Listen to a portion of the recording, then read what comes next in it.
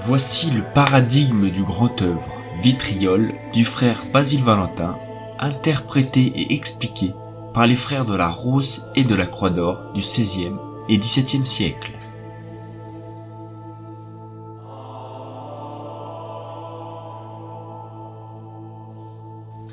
Cette image simple et insignifiante en apparence cache une grande et importante chose. Oui, elle contient un secret tel qu'il est le plus grand trésor du monde.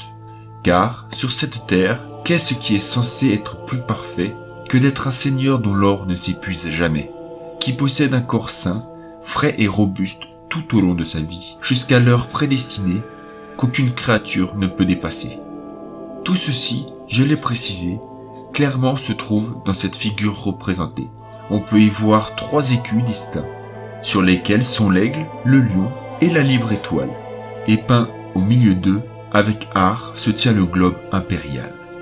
Le ciel et la terre, semblablement, sont aussi placés là intentionnellement, et, entre les mains tendues l'une vers l'autre, on peut voir les symboles des métaux. Dans un cercle entourant l'image, se trouvent inscrits 7 mots.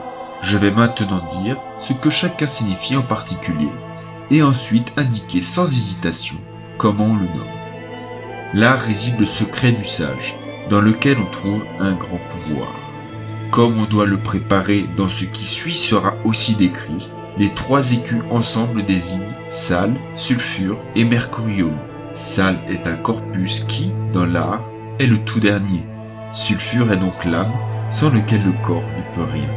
Mercurius est l'esprit de puissance, qui maintient ensemble l'âme et le corps. C'est pourquoi on le nomme médium, car tout ce qui est fait sans lui n'a pas de stabilité, et l'âme et le corps ne mourraient pas si l'esprit aussi était avec eux. Et l'âme et l'esprit ne seraient pas s'ils n'avaient un corps pour y demeurer. Et le corps et l'esprit n'auraient aucun pouvoir si l'âme ne les accompagnait pas. C'est la signification de l'art.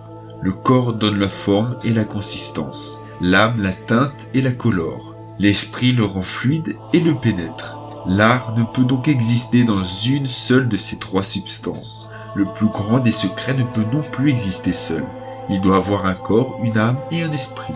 Et maintenant, quel est le 4e, duquel les 3 tirent leur origine? Les mêmes noms te l'enseignent, ainsi que le septuple étoile dans l'écu inférieur.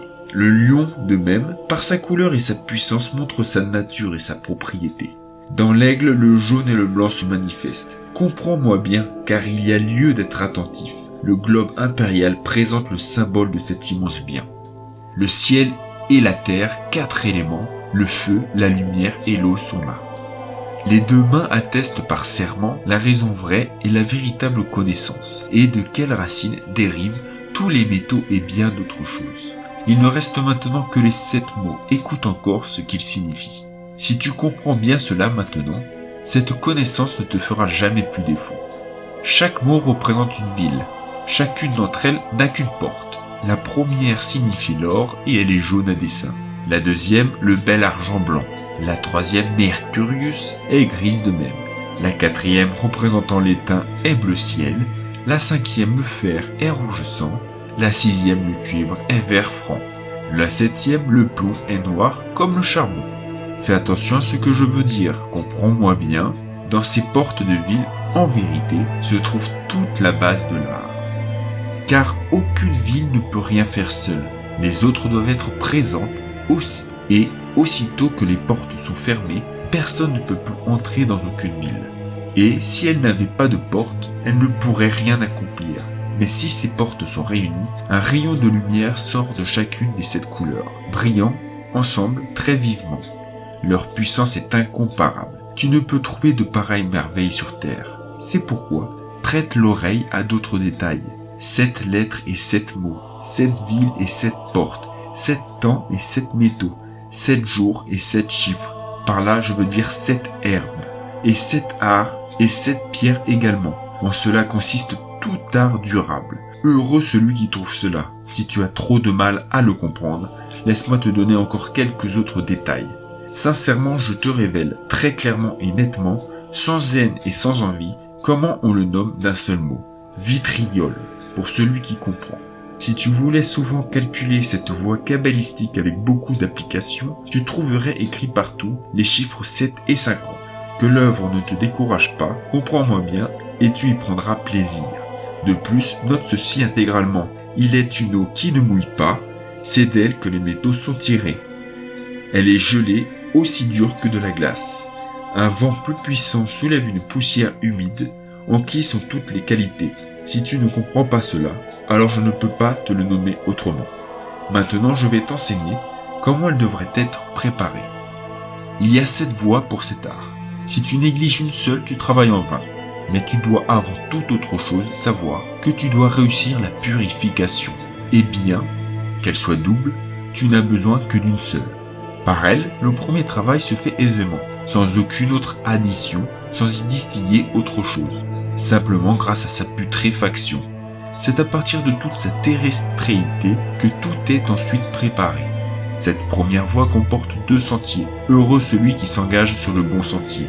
Le premier passe par la force du feu, avec et en lui note bien cela. Le second dure plus longtemps jusqu'à ce qu'on atteigne le trésor et le gain. Ceci est obtenu en dissolvant, puis encore en saturant, je te préviens. C'est ce qui doit être entrepris en premier. Ainsi, tu atteins le but du bel art.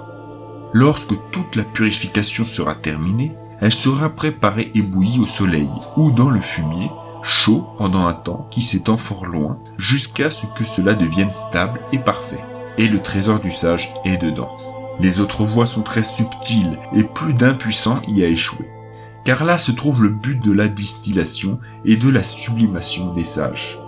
La séparation des 4 éléments est aussi appelée par les sages air, eau et feu rectifiés.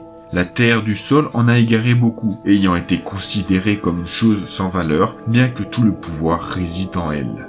Certains ne savent comment la séparer de leur cortibus, c'est pourquoi ils échouent. Elle avait été jetée derrière la porte, mais le sage l'a ramassée. Purifiée pour qu'elle soit blanche comme neige et limpide, c'est la base, je le dis en vérité. Mais si tu désires la séparer, note que ce n'est pas sans importance. Car, s'ils ne sont pas préparés, alors vous êtes dans l'erreur, je le jure. Donc tu dois avoir aussi un peu de vinaigre. Cela est révélé au sage, avec lequel tu effectueras la séparation, afin qu'il y reste rien de terrestre, jusqu'à ce que l'âme et le corps en arrivent à être séparés, autrement appelés feu et terre, et ensuite ils sont ainsi purifiés. Observe qu'il en résulte la mixture. Et elle atteint ainsi une puissance merveilleuse, le fixe au volatile scellé. Et si le feu est de même contrôlé, ce sera parfait, en bien moins de temps qu'une année. Maintenant tu possèdes la voie dans sa totalité, sur laquelle il n'y a que 2 sentiers. Loin de ceux-ci, on s'écarte vite et l'on s'égare, à moins que tout ne soit clair et net. L'un est l'eau des sages, qui est le Mercurius seul. L'autre est appelé vinaigre, et n'est connu que de très peu. Et ce vinaigre s'éloigne en cercle du fer philosophal. C'est le seigneur Aès qui rend heureux. Ils se sont donc combinés si étroitement que des centaines de formes et de noms leur sont donnés après que chacun l'ait choisi. Un sentier jaillit de la vraie source. Certains y ont travaillé toute une année, mais beaucoup, grâce à leur art et leur habileté, ont abrégé un si long laps de temps. Et rapidement la préparation est libérée comme l'alchimie la signale. La préparation seule rend cette pierre puissante et glorieuse. Bien qu'il n'y ait qu'une matière, elle ne manque de rien d'autre. Mais quand elle est clarifiée, son nom en a égaré beaucoup. Cependant, je t'en ai assez révélé, de diverses manières, sous différentes formes et façons. Il y a beaucoup de noms, je te le dis, ne te laisse pas détourner de la vraie voie. Dans leurs écrits, les anciens précisent que c'est une potion, un grand poison. D'autres l'appellent serpent, monstre, ce qui ne coûte rien nulle part. Il est commun à tous les hommes, à travers le monde, aux riches et aussi aux pauvres. C'est la propriété des métaux, grâce à laquelle ils conquièrent victorieusement. La même est une perfection qui y pose une couronne d'or. Maintenant, la pratique est achevée pour celui qui la comprend et connaît la matière. Seules 2 choses encore restent à choisir, que tu trouveras maintenant si tu suis la bonne voie et poursuis ton travail soigneusement. La composition est celle que les sages gardent secrète. La nature du feu possède aussi une science cachée, aussi son ordonnance est autre. De cela, on ne devrait pas trop se soucier, sans quoi toute l'exécution est perdue. On ne peut être trop délicat dans ce domaine, de même que la poule couvre le poussin, de même en sera-t-il au début. Et le temps lui-même le prouvera. Car au moment où le feu est réglé, le trésor se manifeste lui-même. Sois appliqué, constant, paisible et pieux, et aussi demande à Dieu son aide. Si tu l'obtiens, alors souviens-toi toujours des pauvres et de leurs besoins.